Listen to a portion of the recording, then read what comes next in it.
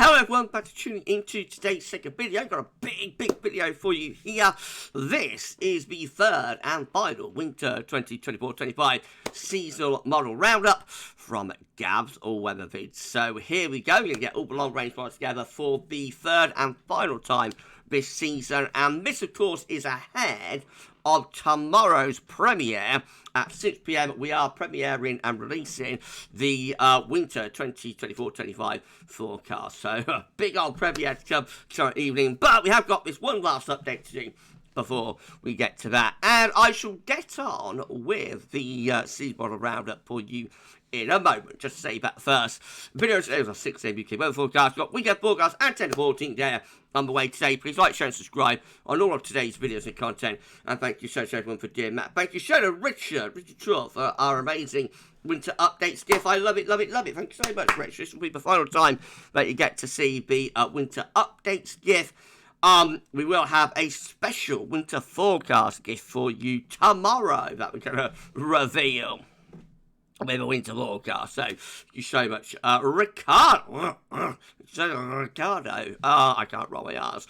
Right, let's have a look then. We're going to go through all the long range models from Worthing Forecast Centres, 14 of them. Starting off with CanSIPs. This is marine sea level pressure anomaly for winter 2024-25 from CanSIPs. Anticyclonic winter being indicated here. I'm sorry everyone, with low pressure wave to the north and jet stream going to our north as well. A lot of dry, but also probably relatively mild weather with that mid-latitude high. Upper air temperatures, I should say surface temperatures. I do say upper air temperatures. Surface temperatures are looking milder than average. And precipitation-wise, a drier than average winter is expected as well. So mild and dry. High and dry, mild and dry for the winter. Right, let's go through the NMME suite of models, starting off with the temperature anomaly from NASA. This one coming out slightly above average in those orange colours. That's about half a degree to 1 degree above normal, so quite a mild winter there.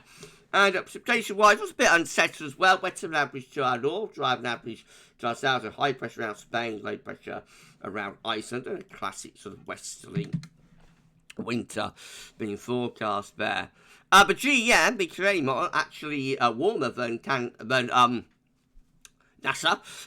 Get your order right, Gab, with, again, in most deeper orange shadings. That's 1 to 2 degrees above normal. Very mild winter being indicated there. And again, we've got the same idea.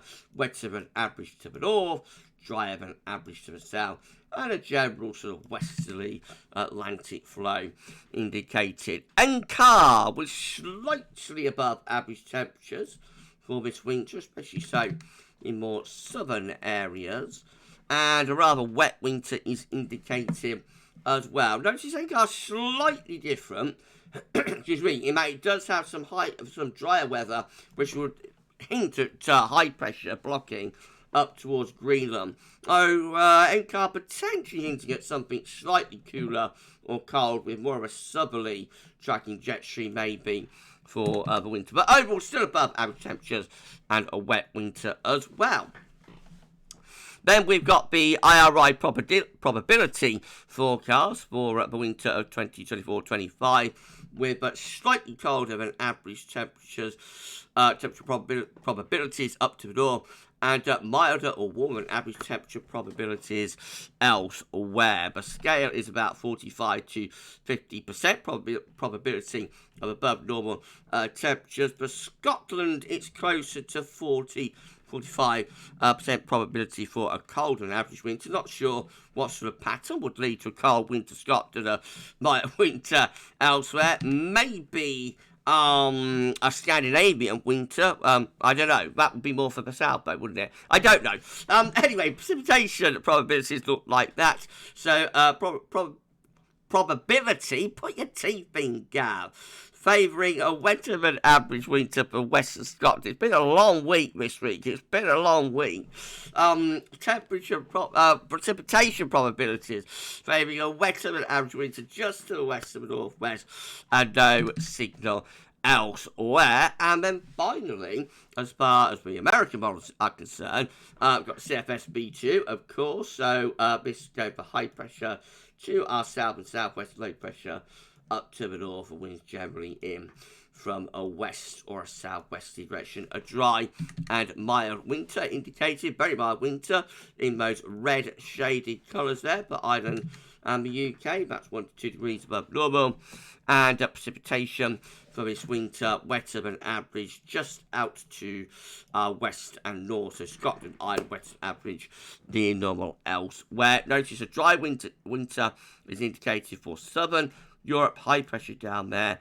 Wet winter for northern Europe and the North Atlantic, so clearly a zonal winter and a westerly winter is being predicted. Right, let's come to Europe. This is the ECMWF mean sea level pressure anomaly for the winter of 2024-25. This one looking zonal as well, with high pressure to the south and low pressure is up to the north. Winds coming in from a flat westerly direction. The temperature anomaly this winter is above average. A mild or a very mild winter being forecast around 1 degree at least above normal. And precipitation wise, we see a rather wet winter indicator, especially so for more northern areas.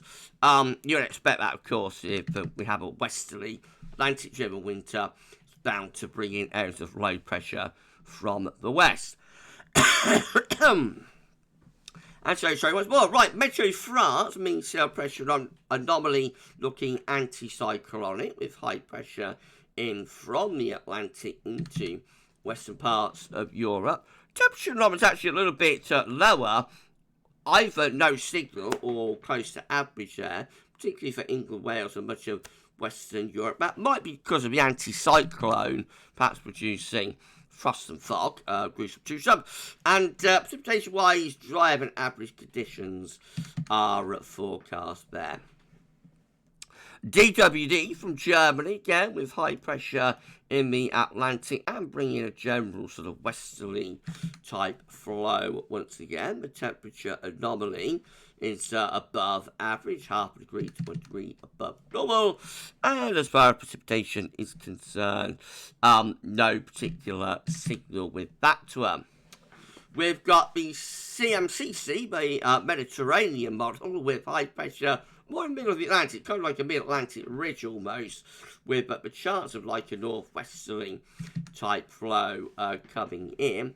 Temperature anomalies are a little bit above average, about half a degree to 1 degree above normal along the lines of most of the models, and not much of a signal for rainfall, but wetter than average to the east and drier than average to the west. And they've got the ECCC with high pressure again, dominating weather over western parts of Europe. The temperature anomaly with this one is higher, 1 to 2 degrees above average. Good grace to be a very mild winter being forecast for that one, and a rather wetter winter indicated as well, with above average rainfall, all looking very westerly. And we've got JMA from Japan, of course, and again this one looking pretty westerly as well. So this one tends to be one of the better models for cold ears, but not in the case this month. Again, we see high pressure in the Atlantic and to the south, plus it could be low pressure up here, and that would lead to a general sort of flat westerly type flow. Hold on, everybody. Oh, that was an interesting call. I've had Terry on the phone. We've had a nice chat about what might be round the corner for this winter. Thank you so much to Terry Scoley, the forecaster's forecaster. Thank you so much, Terry, for having a chat with me. Absolutely, wealth of knowledge. Terry's a wealth of knowledge. As I always say, it's like the guiding hand on the shoulder, letting me know that I'm doing all right. So thank you so much, Terry, for that. Right, okay, let's carry on then. So we're to the JMA. We're near the end, actually, with these long-range models. High pressure in the Atlantic and looking generally westerly for this winter. Winds coming in from the west. The temperature anomaly forecast to be above average by the JMA, about half a degree to 1 degree above normal. Precipitation-wise, a little bit wetter just to the south, near and normal elsewhere. Moving on to Bavarian Climate Centre. Now, this was slightly more interesting from a colder perspective, with more in way of higher pressure towards the northern latitudes, but also reaching down into western parts of Europe as well. Winds coming up from like a southeasterly direction, so that could bring a lot of frost and fog. Maybe for this wind. Looks quite anticyclonic. 200 millibar height anomaly. Again, focuses the blocking around Greenland. And probably implies like an east or a southeasterly type winter a lot of the time. There is no sort of signal though for low pressure to be cutting underneath the block, and that's really what you need, you know, for like a really long fetch easterly, northeasterly type winter. Nevertheless, the temperature only slightly toned down compared to the other models for this winter. Close to average, a little bit above maybe. And precipitation wise, overall a dryish winter for much of the North Atlantic there. Finally, we've got the UK Met. So it's now our very own Met Office model is looking, as with so many of the models on this final update. We've got high pressure from the Azores into Western Europe, low pressure in the North Atlantic, and winds coming in from a wide west or southwesterly direction. It means the temperature anomaly is above average in the orange shaded colours, and the precipitation anomaly is coming out wetter than normal through most parts of northern and also Western Europe. Be interesting to see how the winter works out. That's how the models are looking, and clearly they are all pointing very strongly in one direction, which is for a mild, wet Atlantic-driven winter. But just because the models are saying that, no, doesn't necessarily mean that's how winter will pan out. You'll find out tomorrow how or what GavsWeatherVids and also Terry Scully are forecasting for our winter forecast. And our premiere for the GavsWeatherVids winter forecast will be released at 6 p.m. tomorrow evening. So rather than live stream, we've got a premiere. Terry's winter forecast will be released earlier on in the day on the blog of GavsWeatherVids. So watch out for that coming up from Terry, probably around the middle part of Sunday.